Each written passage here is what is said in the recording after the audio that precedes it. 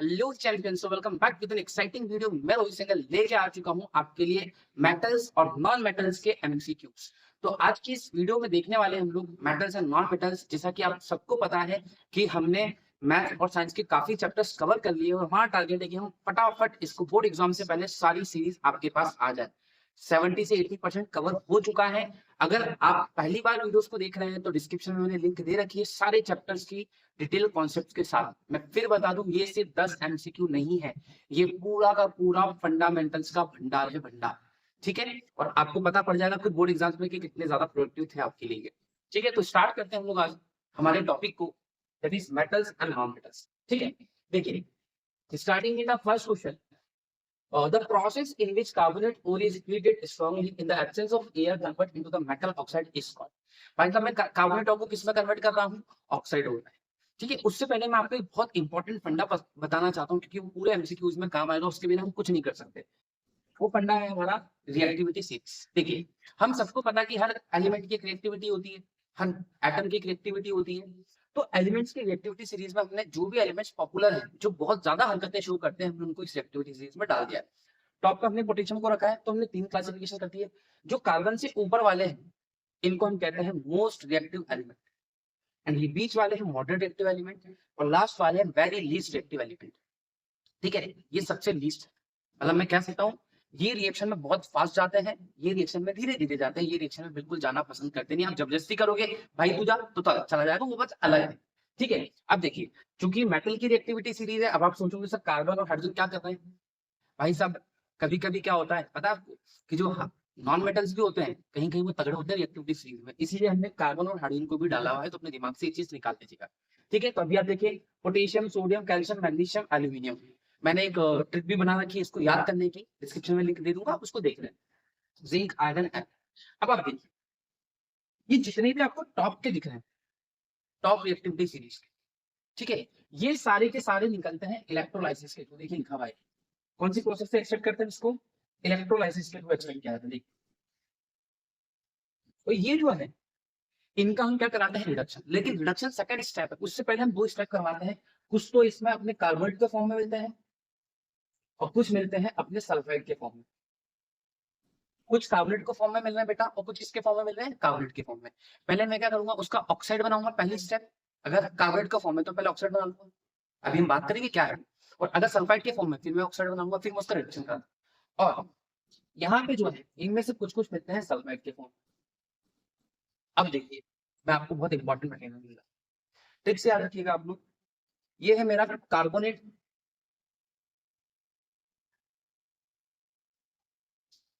ठीक, ये अपना है कार्बोनेट। और मॉडरेट वाले जो है कार्बोनेट के और में मिलता है। कार्बोनेट होता क्या है? जब कभी भी मान लीजिए कोई एलिमेंट मिला आपने कार्बोनेट और में, और मैंने उसको प्रोसेस किया मेटलर्जी की हेल्प से, और मैंने उस कार्बोनेट और को कन्वर्ट कर दिया ऑक्साइड और। किसमें? ऑक्साइड। व्हेन द कार्बोनेट और is converted into six oxide और, इसको हम कहते हैं कैल्सिनेशन। इस प्रोसेस को क्या कहते हैं? कैल्सिनेशन। तो देखो, कैल्सिनेशन कैसे याद रखेंगे?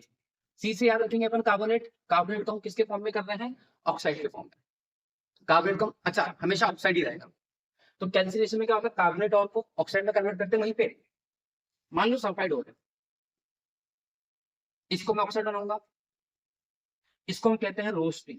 क्या कहते हैं? रोस्टिंग। तो आप यहाँ से देखिए, सल्फाइड को हम किस में कन्वर्ट कर रहे हैं? ऑक्साइड। और इसको हम क्या कह रहे हैं? रोस्टिंग कह रहे हैं। बट ध्यान रखना, हम किसे रोस्ट करते हैं, सिकाई करते हैं किसी, ये बताइए।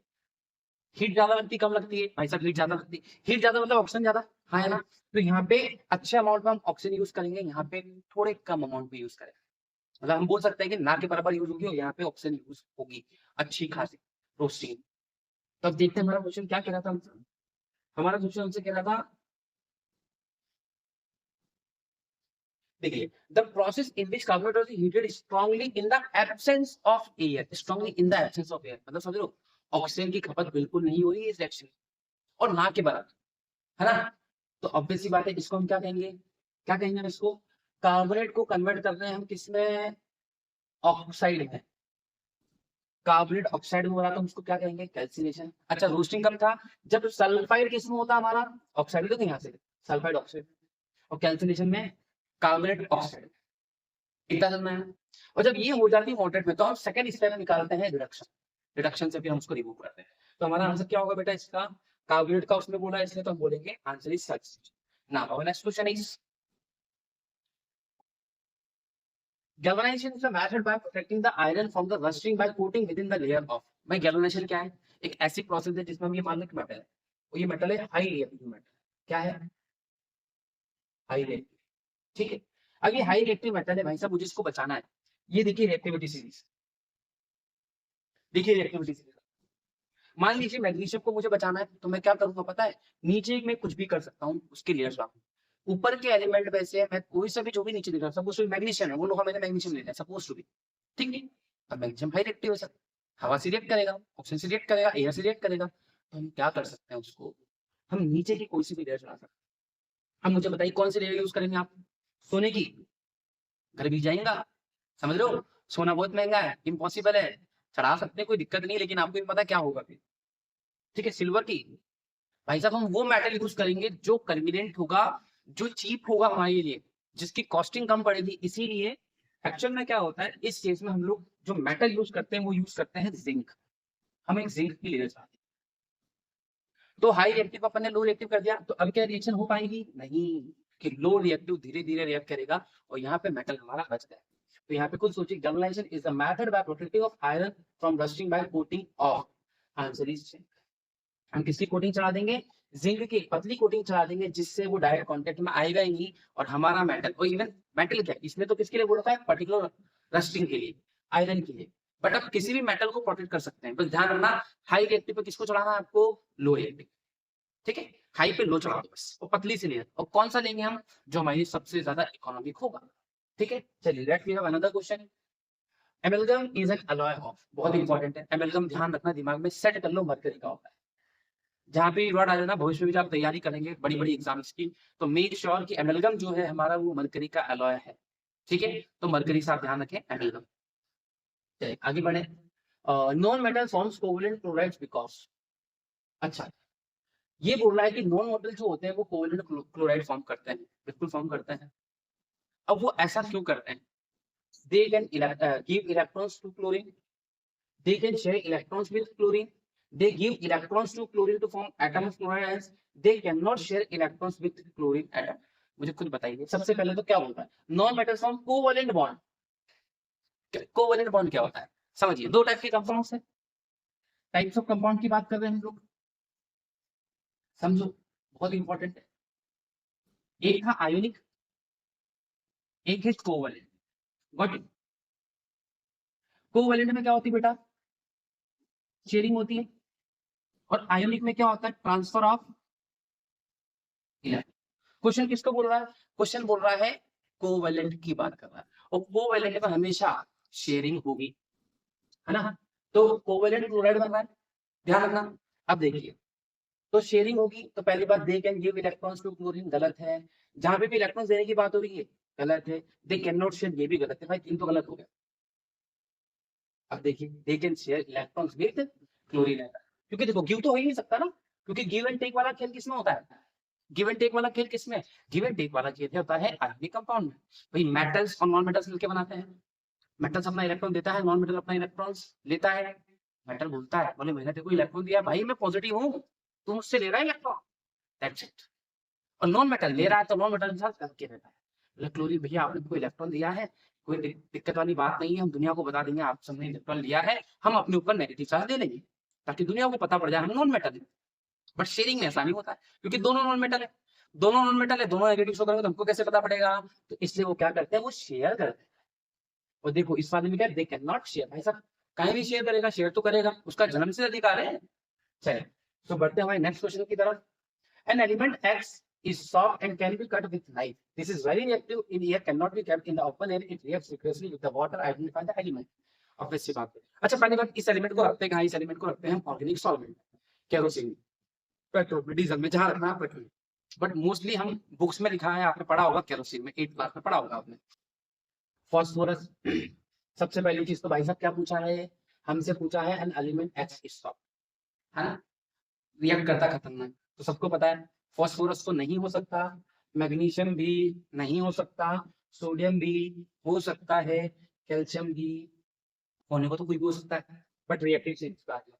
देखिए आप बताइए सबसे टॉप पे कौन है? Potassium, sodium. पता है सोडियम और पोटेशियम इतने सॉफ्ट एलिमेंट्स हैं, इतने सॉफ्ट एलिमेंट्स हैं रिएक्टिविटी सीरीज में कि आप इसको नाइफ से कट कर सकते हैं। समझे? तो हमारा आंसर क्या हो जाएगा? Our answer is sodium. बढ़े नेक्स्ट क्वेश्चन की तरफ। Oxide of moderate reactive metals like zinc, iron, nickel, tin, copper, etc are reduced by using. Okay reduction. अब देखिए मैंने क्या बताया था, जो मॉडरेट वाला है, मॉडरेट वाला इधर देखिए, मॉडरेट जिनका रेट ही मॉड हो, एवरेज हो, ठीक है। अब ये 20 वाली रिएक्टिविटी सीरीज होती है, दो स्टेप से निकलती है। पहली स्टेप या तो आप रोस्टिंग करा दें या आप इसका क्या कराते हैं, कैल्सीनेशन, ठीक। और दूसरी स्टेप में हम कराते हैं रिडक्शन। रिडक्शन आपने पढ़ा, ठीक है। फॉर एग्जांपल मान लो जिंक है, समझो जिंक कार्बोनेट है, ठीक है। इसका मैंने मान दिया ZnO plus, in absence of air upon heat कर रहे हैं, CO2 तो निकल गई। अब क्या बच गया, ZnO। अब मुझे क्या कराना है, मुझे इसको रिड्यूस कराना है। अब रिड्यूस कराने के लिए मैं एक दूंगा रिड्यूसिंग एजेंट, और मेरा रिड्यूसिंग एजेंट कौन है, यहाँ पे कार्बन वाले भैया है, C भैया है। अभी C भैया क्या करेंगे, Zn प्लस CO। देखो क्या हमारे पास आ गया प्योर मेटल, बिल्कुल आ गया है। तो डरने की क्या बात है जब Zn अपने साथ है। बट Zn को रिड्यूस किसने करवाया है, ऑब्वियस सी बात है C ने। तो एल्यूमिनियम इज रिड्यूसिंग एजेंट, नहीं साहब नहीं हो सकता। क्या सोडियम इज, सोडियम मारोगे क्या भाई, कार्बन एज रिड्यूसिंग एजेंट, बिल्कुल। तो हमेशा ध्यान रखें कि जब कभी भी हम रोस्टिंग कराएंगे या कैल्सिनेशन कराएंगे तो उसकी सेकेंड स्टेप हमको करानी पड़ेगी रिडक्शन। और रिडक्शन में हम जो रिड्यूसिंग एजेंट यूज करेंगे कार्बन, कार्बन एक बहुत अच्छा रिड्यूसिंग एजेंट है। क्यों? क्योंकि रिएक्शन में इसको लगा डाला तो प्योर मेटल झिंगा लगा। समझ रहे हैं? प्योर मेटल बिल्कुल ऑब्टेन हो जाएगा इजीली। तो दो स्टेप से हमको याद रखना प्यूरिफिकेशन को, सबसे पहली चीज। और इसी पूरे फंडामेंटल्स को हम क्या कहते हैं, मेटलर्जी कहते हैं। अब चूंकि बहुत बहुत खुरापाती एलिमेंट्स हैं, अकेले मिलेंगे, ये मिलेंगे अपने ओर में, तो सबके ओर्स अलग अलग होते हैं, तो अलग अलग ओर्स हम निकाल। क्यों? क्योंकि दिल मांगे मोर, लेट्स वन मोर। चल, which one of the following is an acidic oxide? Very good question, acidic oxide. चलो तो हम पहले थोड़ा समझ लेते हैं। मधुमक्खी ने हमको काटा, मधुमक्खी, देख लेना, जब हनी भी हमको काटती है तो हमारे अंदर एसिड रिलीज कर देती है। हम क्या करते हैं आमतौर पे, क्या सिखाएगा, लोहा लेके घिस दो, लोहा लेके घिस दो। अब सुनो, याद हो गई चीजें, मधुमक्खी में एसिड था, समझो। आपने उसको किससे घिसा, लोहे से। अब एसिड है, आप लोहे से घिस रहे हैं, तो लोहा क्या होगा, बेसिक ऑक्साइड होगा, हाँ या ना। इस कहानी से हमें ये शिक्षा मिलती है कि जो आयरन होते हैं, जो मेटल्स होते हैं, जो मेटल्स होते हैं वो सब बनाते हैं बेसिक ऑक्साइड। मधुमक्खी ने काटा, एसिड था, आपने लोहा घिसा, उसमें बेस था, तो लोहे में बेस था मतलब बेसिक ऑक्साइड था। बेसिक ऑक्साइड मतलब मेटल क्या होते हैं, बेसिक ऑक्साइड होते हैं। वहीं पे नॉन मेटल्स जो होते हैं वो होते हैं एसिडिक। आपसे क्या पूछा, which one of the following is acidic oxide? तो अपन को देखना दोनों नॉन मेटल होने चाहिए। सोडियम, अरे भाई साहब मालूम है क्या, सोडियम ही तो मेटल होता है, मतलब ये नहीं हो सकता, ये नहीं हो सकता, ठीक। अच्छा सीओ ये हो सकता है, ये भी हो सकता है। एल्यूमिनियम ये भी मेटल, ये नहीं हो सकता। बट आपको बहुत अच्छे से पता है कि कार्बन डाइऑक्साइड एसिडिक ऑक्साइड में से एक है, ठीक है। तो ये हो गया हमारा एसिडिक ऑक्साइड। कमेंट सेक्शन में बताएंगे मैंने CO2 को ही टिक क्यों किया है, मैंने CO को क्यों नहीं किया। थोड़ा एफर्ट्स आप भी तो डालिए, समझ रहे हैं। चलिए आगे बढ़ते हैं हम लोग। तो ध्यान रखना, मेटल क्या बनाएगा, MbO_Na। हाँ, नॉन मेटल होता ना भाई, हम क्या बनाएंगे, एसिडिक ऑक्साइड बनाएंगे। Mb, कितने MB की हार्ड डिस्क है, तो M से B याद रखो। मेटल मेटल बनाता हमेशा बेसिक ऑक्साइड, और बेसिक ऑक्साइड नहीं याद होता तो मधुमक्खी याद रखो। मधुमक्खी, M मतलब मेटल, मक्खी ने काटा, आपने क्या घिसा, लोहा, लोहा इज द बेस। चलिए आगे बढ़ते हैं। Which one of the following is not a ionic compound. क्या सिखाया था आयोनिक के लिए भाई, फिर सुन लो। आयोनिक की कंडीशन होती है एक तो मेटल होगा और एक होगा नॉन मेटल। बस देखो किसमें मेटल है किसमें नॉन मेटल है, और जिसमें दोनों में नॉन मेटल होगा मतलब मेटल ही है। चलो KCl, क्या के मेटल होता है, Cl नॉन मेटल होता है, बिल्कुल होता है, तो ये आयोनिक है। NaCl सोडियम मेटल, ये नॉन मेटल, ये भी है, ठीक है। CO ये तो नॉन मेटल है, ये भी नॉन मेटल है, मतलब ये नहीं है, ये मेटल, ये नॉन मेटल, ये भी है, मतलब आंसर क्या हो गया हमारा, C1 is correct, C option is correct. Ionic compounds क्या होते हैं, जो मेटल और नॉन मेटल से बना है, और मेटल इलेक्ट्रॉन देगा, नॉन मेटल इलेक्ट्रॉन लेगा, they will transfer the electrons as I told you later, हमने पहले बात कर चुके हैं इस बारे में। चलिए आगे बढ़े। Which of the following pairs will give the displacement reaction? ओ चलिए फिर आ जाए पर इसमें सिंपल सा फंडा रिएक्टिविटी से, बहुत इंपॉर्टेंट है। ऊपर ताकतवर वाले लोग हैं, नीचे कम ताकतवर। अब आप मुझे बताइए, क्या ताकतवर लोग दबाएंगे कम ताकतवर लोगों को? बिल्कुल सर, अच्छे से दबाएंगे। तो होगा क्या, इसी को हम कहते हैं डिस्प्लेसमेंट। इसी को हम क्या कहते हैं, डिस्प्लेसमेंट रिएक्शन। एक एग्जांपल हम कंसीडर करते हैं, थोड़ा यहाँ पे मैं आपको बताता हूँ तो आपको समझ में आएगा, ठीक है। देखिए जैसे मान लो मैंने ले लिया ZnCO3, मैंने रिएक्शन करा दी Fe के साथ, Zn ऊपर है Fe नीचे है, तो आप देखिए Fe नीचे, ताकतवर कौन है, Zn, इसमें कोई रिएक्शन नहीं है। वहीं पे मैंने लिखा Fe2CO3, इसकी रिएक्शन करा दी मैंने Zn के साथ, ताकतवर कौन है, और Zn देखिएगा भाई साहब मैं ज्यादा एनर्जी लेके बैठा हुआ, तो 2 दिन का लौंडा Fe आके मेरे रिएक्शन को अफेक्ट करेगा। भाई साहब आप हटिए, हटा दिया, क्या बना ZnCO3 प्लस Fe। क्या हाई ने लेस को हटाया, डिस्प्लेस किया, इसी को हम कहते हैं डिस्प्लेस। और जब 2 एलिमेंट्स के साथ ऐसा होगा, यहाँ पे एक के साथ हुआ है, हम मान लो दोनों कंपाउंड, उसको हम कहते हैं डबल डिस्प्लेस। तो हमारा क्वेश्चन ऐसा ही हो जाए, और आपको रिएक्टिव वे से सीरीज देखनी है तो you have to just answer in comment section कि NaCl कॉपर मेटल को हटाएगा, CuSO4 सॉल्यूशन सिल्वर मेटल को हटाएगा, AgNO सॉल्यूशन कॉपर मेटल को हटाएगा, FeSO4 कॉपर मेटल को हटाएगा। आप रिएक्टिविटी सीरीज में देखिए, आप कमेंट सेक्शन में पक्का करेंगे। अगर आपने कमेंट नहीं किया, मैं बता रहा हूं, अगर आपने वीडियो देखी तो आई वांट कमेंट, अगर आप कमेंट नहीं करते हैं तो फिर मैं सीरीज डालना बंद करूंगा, क्योंकि देखिए आपका होना चाहिए पार्टिसिपेशन। ऐसा लगता है कि मैं अकेले भोग रहा हूँ यहाँ के, मेरा कोई फायदा नहीं है इसमें, आप लोग का ही फायदा है। तो कमेंट सेक्शन में मुझे आंसर चाहिए इसका फायदा।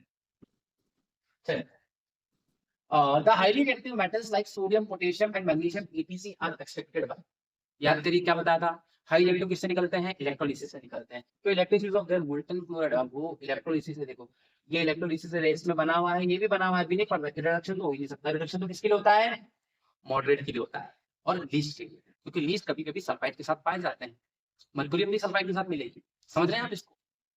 चलिए तो रिडक्शन, तो electrolysis of their molten chloride, electrolysis of their molten oxide.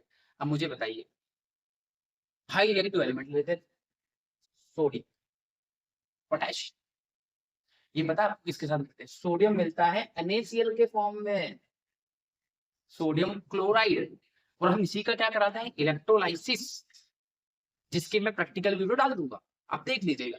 तो NaCl का हमने करा इलेक्ट्रोलाइसिस, मतलब क्लोराइड के फॉर्म में, अच्छा KCl भी ले लेते हैं, ये बनाएगा KCl, इसका भी हम क्या करेंगे। तो अगर आप नोटिस करें तो हाई रिएक्टिव एलिमेंट किसके फॉर्म, किसके साथ आ रहे हैं, क्लोरीन, और क्लोरीन के साथ एक्शन में क्या करते हैं मैं बताता हूँ आपको। फर्स्ट ग्रुप के एलिमेंट बनाते हैं 17 ग्रुप के साथ कंपाउंड, जिसको हम कहते हैं हैलाइड्स, क्यों हैलोजन है, और उनके सॉल्ट को हम क्या कह रहे हैं, हैलाइड्स कह रहे हैं। और जब वो हैलाइड बना रहा है तो सिंपल सा फंडा है, वो क्लोरीन के साथ में रहेगा। तो ये कंपाउंड इतनी रिएक्टिव है ना कि आप नॉर्मल प्रोसेस से नहीं निकाल सकते, आप रिडक्शन नहीं करा सकते हो, सब कैल्सिनेशन नहीं करा सकते हो, रोस्टिंग नहीं करा सकते हो, आपको कराना पड़ता है इलेक्ट्रोलाइसिस, क्योंकि दोनों में बॉन्ड बहुत स्ट्रांग है सर। सोडियम मेटल है, नॉन आयोनिक बॉन्ड है, आयोनिक बॉन्ड को तोड़ना है, आयोनिक बॉन्ड को तोड़ने का हम कराते हैं electrolysis of their molten chloride, समझ में पक्का। सो आई होप सो आपको मजा आ रहा होगा ऐसी ही इंटरेस्टिंग वीडियोस के लिए। अगर आपने चैनल को सब्सक्राइब नहीं किया है तो चैनल को सब्सक्राइब कर लें, और हाँ यार वीडियोस को ज्यादा शेयर करें।